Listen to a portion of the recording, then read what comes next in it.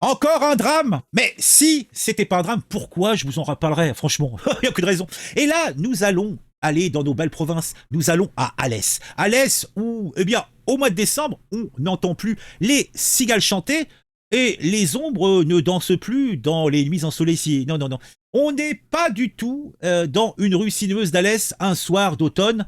On est dans une rue sinueuse d'Alès dans un film d'action, voire dans un film d'horreur. Là, on a un gamin, un jeune chauffard âgé de seulement 13 ans, qui a décidé, une fois de plus, de défier les forces de l'ordre dans une course-poursuite effrénée. Tout commence par un contrôle routier banal dans le centre-ville d'Alès, comme d'habitude.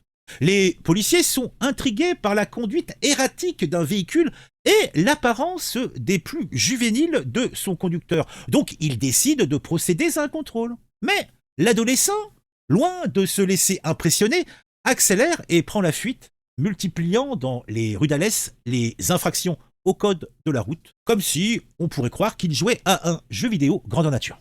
La poursuite, dangereuse et spectaculaire, s'est étendue sur une dizaine de kilomètres dans les rues d'Alès. Les policiers étaient déterminés à mettre fin à cette folle cavalcade, donc ils ont décidé de déployer un dispositif DIVA, DIVA, une herse permettant de crever les pneus du véhicule. Ah oui, on y va fort là. Après que deux des pneus ont été endommagés, la voiture a enfin été immobilisée sous le boulevard Talabot, en pleine Alès. L'histoire ne s'arrête pas là. Malgré l'immobilisation de son véhicule, le jeune conducteur, originaire du quartier de la Royale, tout est dit, s'est rebellé lors de son arrestation. Dans un élan de défiance, il a réussi même à blesser deux policiers qui ont dû recevoir des soins. Une enquête a été ouverte pour éclaircir les circonstances de cette affaire qui, à défaut d'être rocambolesque, est consternante. Il faut rappeler que cette aventure nocturne dans les rues d'Alès s'inscrit dans un contexte où les refus d'obtempérer sont très nombreux et connaissent une augmentation significative dans cette commune.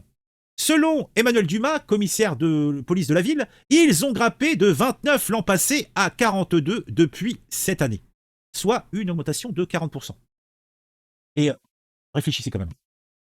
La personne qui a fait ça, donc là c'est un gamin de 13 ans qui a, on ne sait pas d'où vient ce véhicule, mais qui fait un délit de fuite, qui roule à tombeau ouvert dans la ville.